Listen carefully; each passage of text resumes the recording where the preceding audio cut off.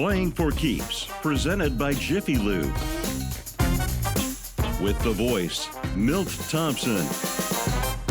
Delivering the best of sports programming. Interviews with top celebrities. And the answer to the question, where are they now? And now, Milt Thompson, Playing for Keeps. And good evening, everyone. Welcome back to Playing for Keeps. I am your host, the voice, Milt Thompson. Thank you for joining us on a very, very, very special show. We're going to combine this with the regular History of Women's Month and the feature of women this month, and we're going to do that with our matriarch, someone here who everyone knows and is really looking forward to hearing from. So where are they now? We know where they are now. But I want to thank everybody here for tuning in every Friday night, 9 o'clock. We've been getting amazing, amazing feedback on our show because we've had amazing, amazing guests on our show. And we want to thank all those people who sponsor us. Steve Sanner, you at Jiffy Lube, and you folks there at East Spot Spas, and Bleaky Dillon Crandall for participating in our show. And I know that all of you listeners and watchers are going to go out there and take advantage of some of those wonderful services that they provide. You know, the folks here at Channel 40 have done such a great job of promoting, notwithstanding that big billboard that people been saying they're running off the road for. I'm not responsible for you running off the road when you see my mug on a billboard in this town. So just do not do it. But anyway, what you will do is continue to watch these great, great features and shows that we've had.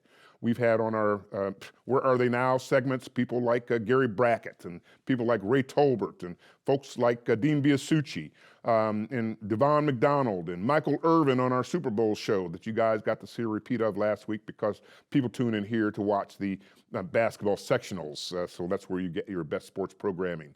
Of course, Phil Eisenbarger and his show leading up into Indiana basketball. So we've got full-time sports right here every Friday night.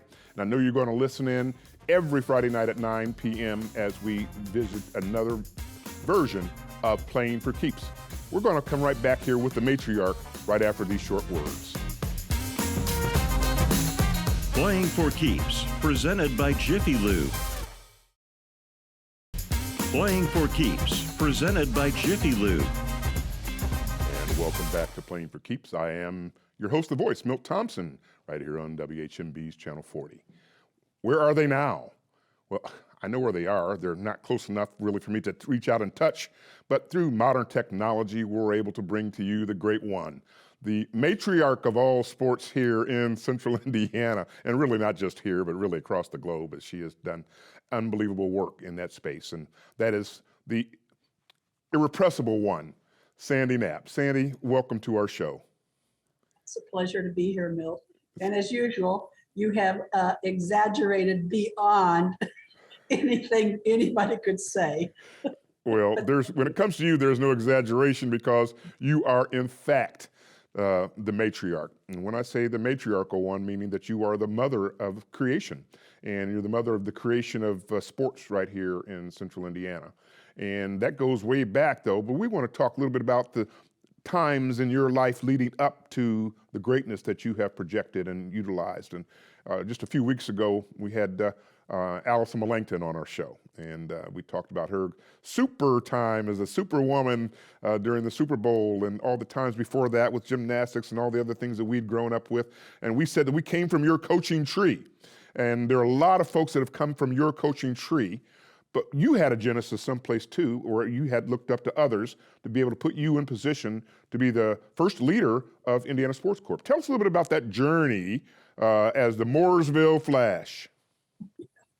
Well, I grew up in Mooresville, and I had two older brothers who were both four-sport lettermen in high school. Back in those days, we only had baseball, basketball, football, and track, and that's what our family did.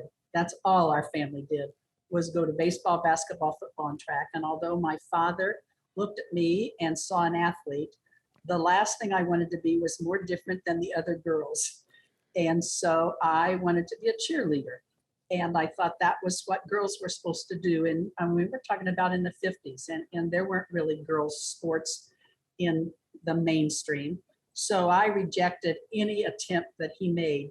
And I unfortunately ended up with no eye-hand coordination, no good balance, no ability to do any sport, from golf to tennis. But I had a deep love and understanding and appreciation for sports. So, I tried to figure out how could I be in the sports world without being a sports player. And by, frankly, just a little bit of luck, right time, right place, right person, I got hired by the Indiana Pacers originally in 1970. And there were 4 college-age women, college graduates actually, who were basically Vanna Whites. We just walked around at the game. We would welcome dignitaries. We would display products that were being featured that evening. We would do, get the ball boy. We were Vanna Whites. We just walked around. And at that time, my husband was still in college. I got paid $10 a game. I got to keep the clothes that I think originally maybe Paul Harris and then Ellis Ayers provided. So I got some new clothes, and I got 4 tickets, maybe only 2. But I got tickets to the Pacer game, which in the 70s was like having gold. This is back in the Coliseum days. And I actually could use my Pacer tickets to get car wash, dry cleaning, all kinds of goods and services because I would use my game tickets. And, I just did barter and it worked. So I was at the Pacers for almost 10 years. And during that time, I went through several ownerships and several different general managers. And I was fortunate to be retained each time there was all this turnover. And each time that happened, I sort of knew more than anybody else in the front office because they had cleaned it out. And so I really sort of ended up getting my master's degree almost on the street because I was there during very lean times and you had to be very creative. And you mentioned, Sandy, that you were back in the old ABA days down there at the Coliseum, where it was really, truly the height of Pacers lore. And then they fell upon a few difficult times just trying to save the franchise at all. But you were there through all of that, through different ownership and trying to save the team and Slick and Nancy and all the various things that they had to undergo to be able to make that a reality. Of course, you had great players back there from Nedelicki and Roger Brown and Freddie Lewis and Billy Keller and the whole group of folks that were back there. But you were still there not on the fringes, but there being a supporter as an advocate for it. I think one of those earlier on folks of yours was a cousin of mine, Beverly Thompson, I think, was one of you earlier on, and she became first Black Miss Black Indiana through Black Expo. So in that history, so we've got a little family connection even before you and I had a chance to work together. So you're putting up with the Pacers. You're being an advocate for them, not only on the court but off the court.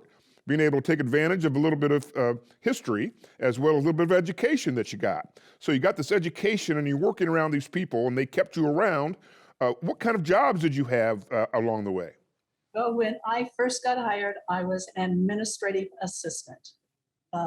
Those are, and I was still being a pace setter by night, still getting my $10 a game and clothes. But I got hired to basically do team travel arrangements and keep the books. I'd never had an accounting course. I didn't know a debit from a credit, but I thought if I just kept my mouth shut and I just tried to learn, at least I got my foot in the door. And ultimately they figured out I was not a good fit as an administrative assistant. And I couldn't type. And actually, when John Weissert, the general manager, asked me if I could type over the phone, I said, I can get by. He never had me do a test, so I didn't lie. I could get by, but it would be very slowly and filled with errors. But at any rate, they figured out I was not a good fit as an administrative assistant, and they started, they had terminated the promotion director, and they had never filled that position. And so I think this is now 1972. they started just giving me, like jobs that are relative to the promotion director's job. And so by the end of that season, I had the title of promotion director, which was a management position. And in 1972, there were no women in professional basketball in management positions. And I know this, I know this because I can't remember, I'll see if I'll remember his name, but a sports writer in New York at that time made some kind of a little deal out of it, because I had no clue there were no women in management positions, and I wasn't even thinking about that. All I was thinking about was, getting my foot in the door had been the right play. And I think if it had been a stable franchise and we hadn't gone through so many ownerships and so many general managers, I would have been pigeonholed. But because of all of that turmoil, I eventually left the organization as the vice president of marketing and public relations. And I had sales, marketing, advertising, PR, communications. I had all the good All stuff. that on your resume at that time, all right? that good stuff under my direction, but everything outside the lines, as you would say. Right. And it was just an amazing on-the-job training environment for me, and a springboard to what came next. You reminded me of one story when you said that you didn't lie. I think one time back during the Pan American Games, you said maybe some of the best advice I'd ever given you, as if I could give you advice. You said, Sandy, never lie in writing, I believe I recall that. So all the things that you put in your resume portended to the things that you did not lie in writing. You told the truth about being able to build a foundation. That says a lot about your entrepreneurial spirit and opportunity to say, how do we make something out of nothing? And literally, as you kind of began this sojourn towards the sports corporation and those times with our great mentors, Ted Bowman, Jim Morris, and others, that you began to say, I can do this. Lead us up to that before we take a short break. What kind of got you towards that first role as a sports corporation guru? It was an act of desperation, to be honest. The Pacers got a new owner in the summer of 1979. Was an out-of-town multimillionaire, and I don't need to name names, but it was before the wonderful Simon family ultimately stepped in and became the wonderful owners of the Pacers. But at that time, I basically decided I wasn't a good fit for that ownership's style of business. And so I gave myself 30 days to find a new job. And I had to do it very discreetly, because if they found out I was looking, they would have fired my sweet young bottom as fast as they could. And so I was making the rounds, going to the Speedway, going to then the White River Park that was just newly created, going to any place that I thought I might, really find a fit. Went to Channel 4, and I had some job offers, but I wasn't sure about any of them. So in pursuit of a great fit, you kind of took your time, put your wares out there. So folks, the matriarch begins now. We're going to come back and talk about what that now is in terms of the early days of Sports Corporation when we come right back here on Playing for Keeps. I am the voice, Milt Thompson. We'll be right back. Playing for Keeps, presented by Jiffy Lube. Playing for Keeps, presented by Jiffy Lube. And welcome back to Playing for Keeps. I am your host, the voice, Milt Thompson. Thank you so much again for participating with our wonderful sponsors out there. I know that you'll go and take advantage of their wonderful services as we're continuing to work by recruiting more folks that are joining the bandwagon here on Playing for Keeps, because we're having such great influence, because we not only talk about the sports on the field, on the diamonds, on the courts, but also what goes on with those people, what goes on in their lives, how are they making a positive change in our world. And that's why this is really not just an experiment any longer. It's become a way of our life, Playing for Keeps. And right now we're playing for keeps with, obviously, the matriarch, the Mooresville matriarch, my goodness, the woman who made it all happen here. I remember when she got named Woman of the Year. She's had so many accolades, it's hard for me to keep track of, but I'm so delighted that we not only have become colleagues, but we've become great friends. Watching families kind of grow. And I mentioned I'm part of her coaching tree. So I got the chance to learn from some of the greatest. But as you got there, Sandy, tell us about what happened when you were out there looking for this job and didn't know exactly where you're going to go, but all of a sudden the world happens and unfolds in a way that's favorable. Tell us about that. Well, as I did my discreet search, Bruce Brown, who was the head of the White River Park Development Commission in the very, very earliest days of that, is one of the contacts I made. And I got a phone call from him asking if I could come to a meeting. And I said, well, I have to ring for Salvation Army today. And that's true. I was ringing on behalf of the Indiana Pacers. And I said, when I finish that, sure, I can come to a meeting. I thought I was going to be asked to be a volunteer on the sports committee that they were forming as a part of the White River Park. And when I showed up, it was a room full of what later became basically the founders of the Indiana Sports Corporation. And they started talking to me about this new initiative they were launching. It didn't, at that time, they hadn't finalized on a name. It didn't have an office. It didn't have any employees. It didn't have anything. But they wanted to know if I would be interested in the job. And I'm like, explain it to me again. And so, Ted Bohm, Jim Morris, Sid Weedman, Bruce Brown, John Cooper, I can't remember everybody that was in the room, but they're telling me this, and I'm thinking, this could maybe be the right thing for me. So they offered me the position. I became the first employee of the Indiana Sports Corporation. That was in December of '79. I said, I have 2 weeks of paid vacation from the Indiana Pacers, and my husband and I are going to Florida, but I can start right after that. And so we took off, went to Florida. I will say I have no regrets about making that change, except that I loved the Pacers, and I lived and breathed the Pacers. And the most disloyal thing a staff person can do is leave in the middle of the season.